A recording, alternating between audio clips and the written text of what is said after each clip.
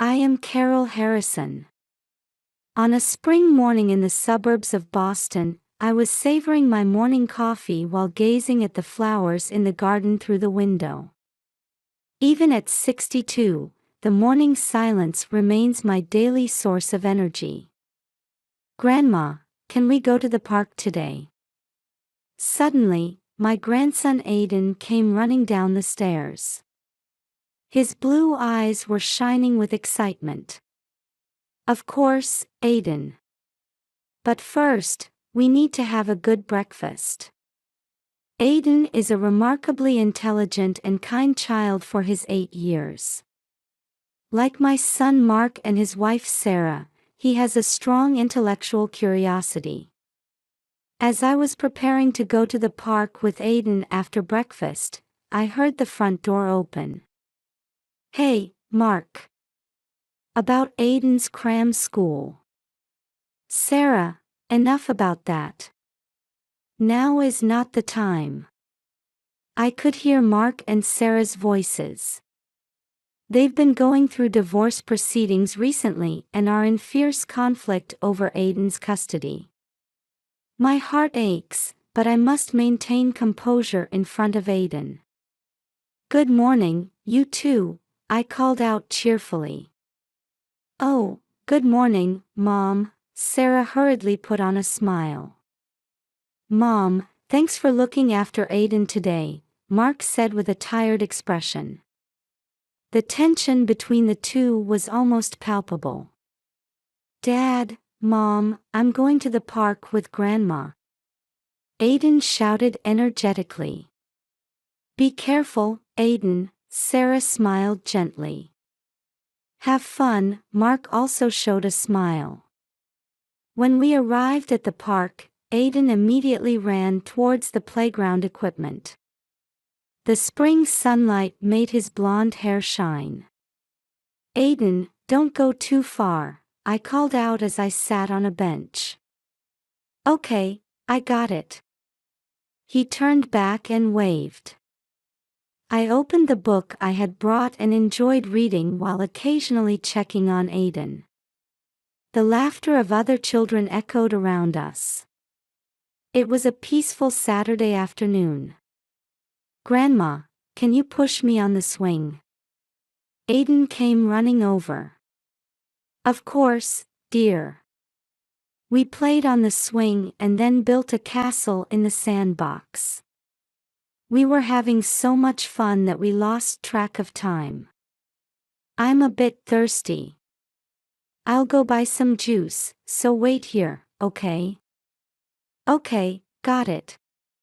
While I was heading to the vending machine, Aiden continued playing in the sandbox.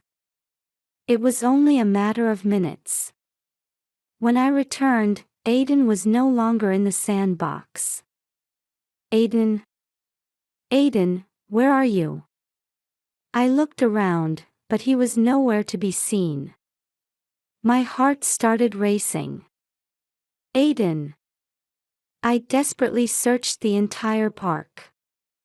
Other parents helped too, but Aiden couldn't be found. Fear enveloped me. With trembling hands, I took out my cell phone and called Mark.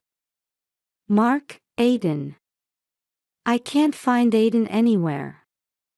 At that moment, my world began to crumble. When Mark arrived at the park, I was sitting on a bench with my face in my hands. I could hear his footsteps approaching. Mom. Mark's voice had an urgency I'd never heard before. Where's Aiden? I explained the situation through tears. Mark's expression darkened. Have you called the police? Yes, Before I could finish, we heard police sirens.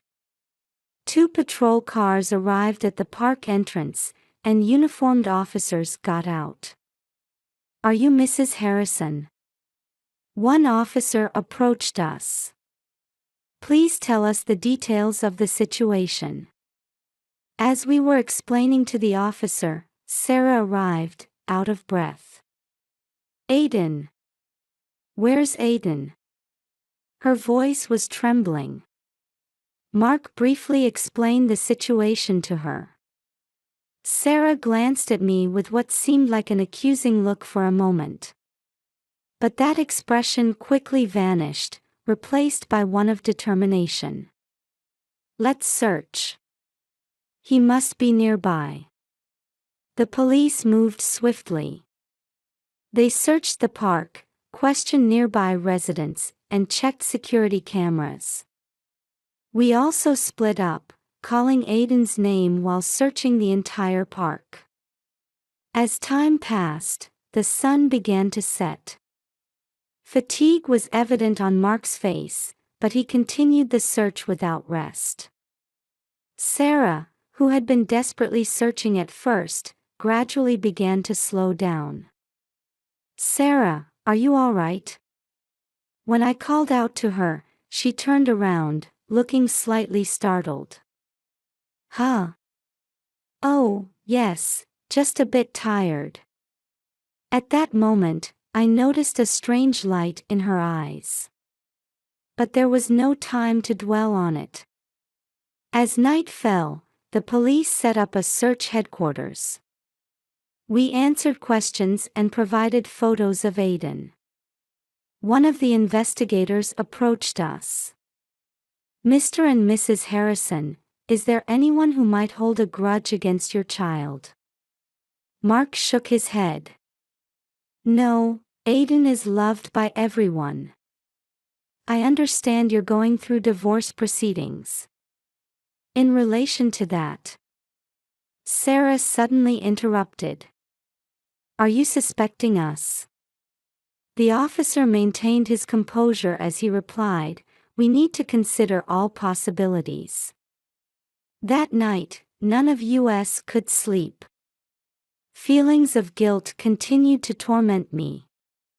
I had only taken my eyes off him for a moment. The next day, the search expanded to a wider area. Volunteers joined in, and the town was flooded with Aiden's photos. Mark was moving around tirelessly, but I began to notice subtle changes in Sarah's attitude. Sarah, shall we search the southern area as well? When Mark suggested this, Sarah hesitated before answering. Yes, but I don't think Aiden could have gone that far. I felt uneasy about those words. Sarah's eyes seemed to reflect an emotion other than anxiety. On the third day of the search, there was a new report from the police. We found footage of a suspicious car on a security camera near the park. We're currently tracking that vehicle. This news gave us a glimmer of hope. However, Sarah's reaction was strange. For a moment, she seemed to turn pale. Sarah, are you okay? Mark asked worriedly. Yes, I'm just tired. I silently stared at Sarah. A thought began to grow in my mind that she might be hiding something. 5 years have passed since Aiden disappeared. Time has mercilessly moved on, seasons have changed, and our lives have slowly but surely transformed. Every year on Aiden's birthday, we gather as a family and offer a silent prayer around his photo. This year, he would have turned 13. As I gazed at the photo of his innocent smile on the table, I let out a deep sigh. Mom, would you like another cup of coffee? Mark called from the kitchen. Yes, please. Mark had immersed himself in work. Perhaps to distract himself from the grief, or to escape reality. The color of fatigue was always heavy under his eyes, and he rarely smiled anymore. How are you doing lately, Mark? I asked carefully. He shrugged. Same as always. Just work, work, every day. I could sense a hint of resignation behind those words. Meanwhile, Sarah's behavior had been changing, slowly but surely. At first, I thought it was just my imagination, but I began to feel something off about her actions. One day, I noticed Sarah hurriedly trying to leave the house. "Sarah, are you going somewhere?" "Yes, just a quick errand," she answered vaguely and rushed out. These frequent outings had increased. When asked about her destination, she would give evasive answers. Her cell phone usage had also changed. She would go to a corner of the room to talk in a low voice, or suddenly end calls when we approached. Once, I witnessed her hastily hanging up when she saw the name displayed on the screen of her ringing phone. "Sarah, is something worrying you?" One day, I decided to ask her directly. "No, nothing at all," she answered with a forced smile, but her eyes weren't smiling. The most surprising incident happened one evening during dinner. "Hey, why don't we consider moving?" Sarah suddenly brought up. Mark looked at her with a surprised face. "Why so suddenly?" "I just thought it might be good for a change of pace." There seemed to be something behind this suggestion. This house is filled with memories of Aiden. It was hard to believe that Sarah would easily suggest abandoning that. One night, as I sat alone in the living room, I heard Sarah's footsteps coming down the stairs. She was wearing a coat and holding her keys. "Sarah, where are you going so late?" She flinched for a moment. "Oh, just a quick errand. I'll be right back." As I heard the door close, the doubts in my mind grew larger. What was Sarah hiding? And did it have anything to do with Aiden's disappearance? As Sarah's puzzling behavior continued, my days were filled with anxiety and suspicion. 5 years had passed since Aiden's disappearance, and while the light of hope was growing dim, deep in my heart, the belief that he was alive somewhere never faded. One quiet afternoon, I was in the living room using the computer to digitize old family photos. As I worked, immersed in nostalgic memories, suddenly an unfamiliar icon appeared on the screen. "What's this?" Puzzled, I clicked on it, and a video call screen opened. What appeared was the face of a boy with a frightened expression in a dimly lit room. "Aiden." My voice was trembling. The boy on the screen was undoubtedly my grandson who had disappeared from the park that day. After 5 years, traces of adulthood were beginning to show in his childish features. "Grandma." Aiden's voice echoed. "Help me. It's dark and scary here." I gasped. "Aiden, are you really? Where are you?" "I don't know." His voice was shaking. "But Mom is lying. She's the one who locked me up here." At those words, something froze inside me. Sarah had. "What do you mean?" "Sarah." Aiden looked around cautiously before continuing in a low voice. "Mom makes me do photo shoots. There are scary people here too. I'm not allowed to go outside." Suddenly, there was a sound of a door opening in the distance. The color drained from Aiden's face. "Mom's back. Grandma, help me. But don't tell anyone." With that cry, Aiden hurriedly cut off the call. The screen went dark, and I sat there, dumbfounded. My head was in a whirl of confusion. Aiden was alive.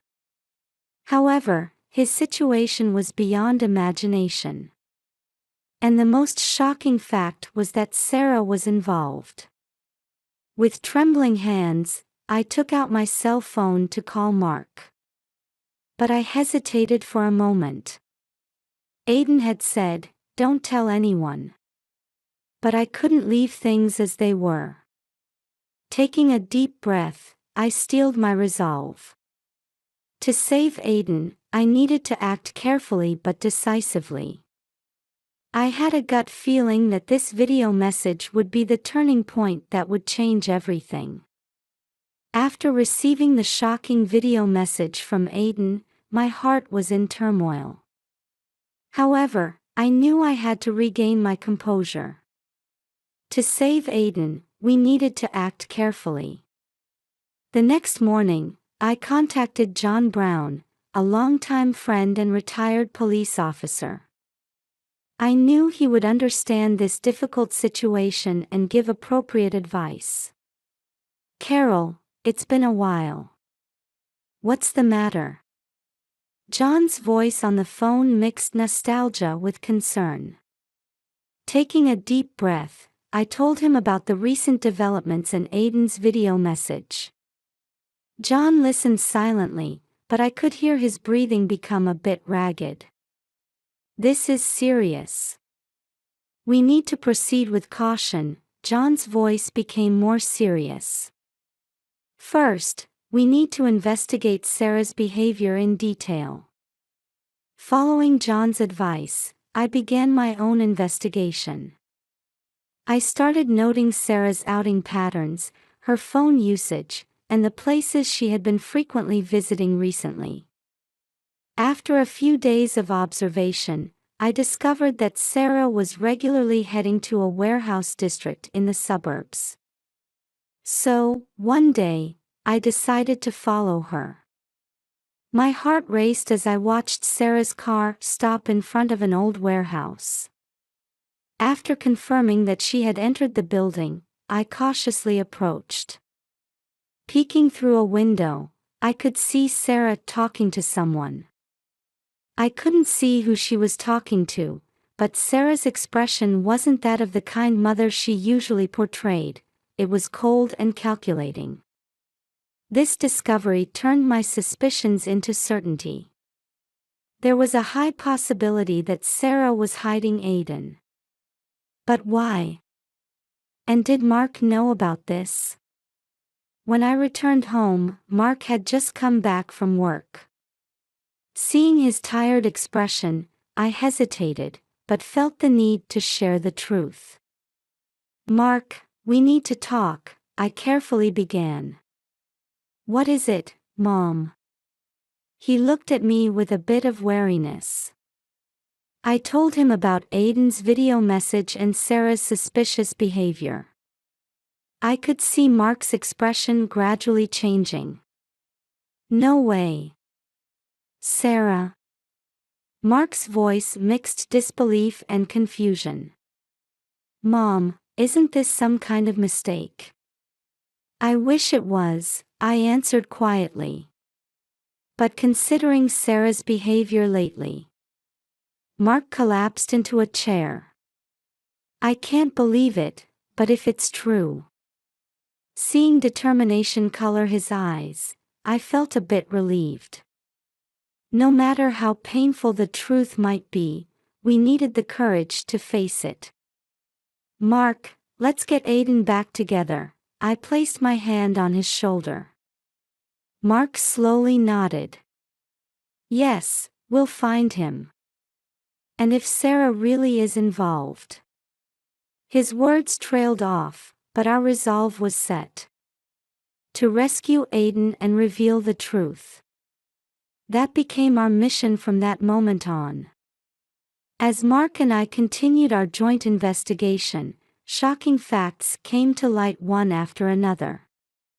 With John's help, we dug into Sarah's past and discovered that she had been struggling with mental health issues for years. The stress from the divorce proceedings seemed to have triggered a rapid deterioration in her condition. Sarah had been diagnosed with bipolar disorder, Mark said with a shaking voice. But she refused treatment. Analyzing Sarah's behavior patterns confirmed that she was regularly visiting the warehouse in the suburbs. So, we decided to carefully monitor that location.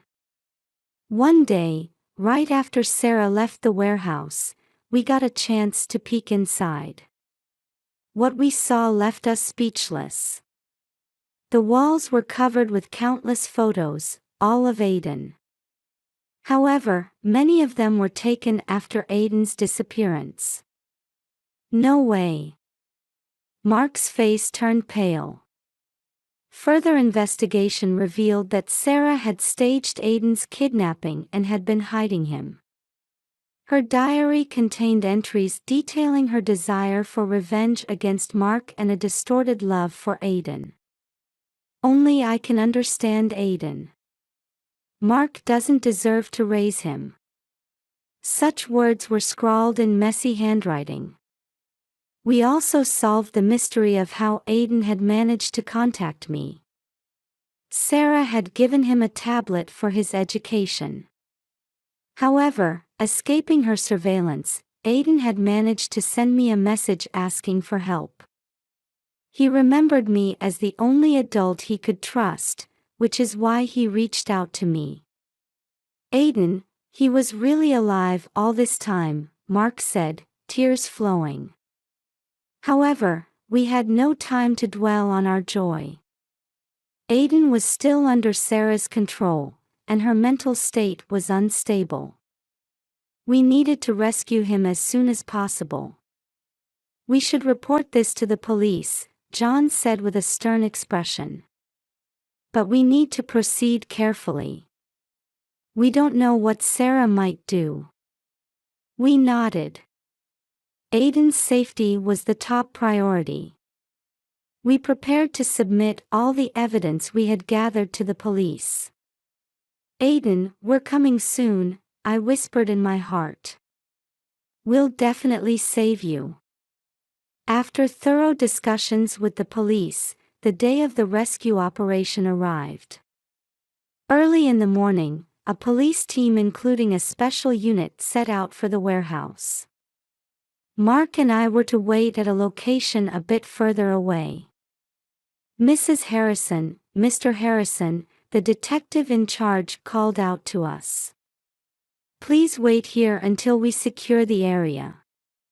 As tension mounted, police vehicles approached the warehouse one after another.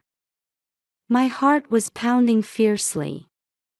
Suddenly, sirens blared, and police officers rushed into the warehouse all at once. Police! Don't move! Right after that voice, a scream echoed. It was Sarah's voice. Let go! Aiden is my child. A few minutes later, officers emerged from the warehouse. And among them, Aiden! Mark cried out. Although he looked thin and his expression was filled with fear, it was undoubtedly our Aiden. He was being carried by an officer, and when he saw us, tears began to flow. Grandma! Dad! We ran over and embraced Aiden. After 5 years apart, we were at a loss for words. Behind us, we could see Sarah being taken away by the police. Her eyes were vacant, as if she didn't understand the reality of the situation. Sarah will undergo a psychiatric evaluation, the detective explained.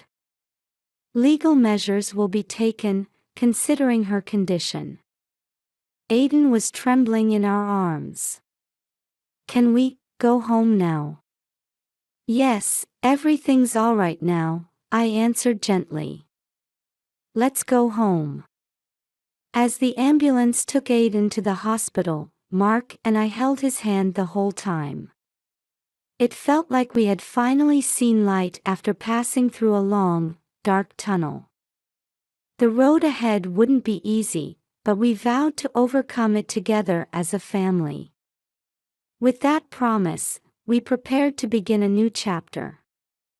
Several months have passed since Aiden's rescue. Following a psychiatric evaluation, Sarah was diagnosed with severe bipolar disorder and sentenced to treatment in a psychiatric hospital rather than prison. Her motive was revealed to be a combination of revenge against Mark and a distorted maternal love that led her to want to possess Aiden exclusively. The trial revealed that Sarah had been raising Aiden as a special child and selling his images on the internet. Aiden explained how he was able to contact me. Sarah had given him a tablet for online learning, but her monitoring wasn't perfect. Aiden remembered me as the only adult he could trust and sent the message when he found an opportunity. Aiden's road to recovery after returning home was challenging. He often woke up from nightmares and was afraid of contact with others. However, Carol and Mark patiently stood by Aiden's side.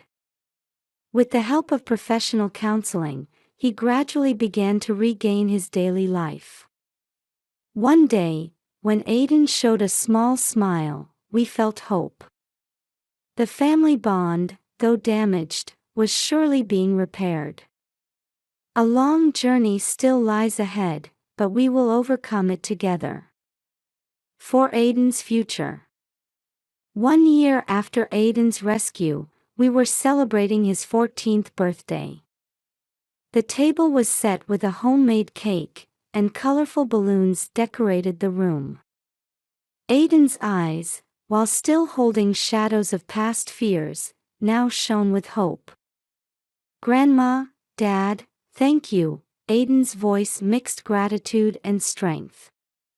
Sarah was under strict treatment, never to threaten us again. Aiden was bravely facing his trauma, attending counseling sessions and walking the path to recovery. And on this day, he announced a big decision to us. "I want to start volunteering for the foster care system. I want to help kids like me." At those words, Mark and I couldn't help but tear up. Aiden, who had experienced such hardship, was now trying to use that experience to help others. It was proof that he had found true healing. "Aiden, we're so proud of you," I hugged my grandson tightly. Our bond, having overcome adversity, had grown even stronger. This was the true victory. As I gazed at Aiden's smile, I thought from the bottom of my heart, our new life begins here.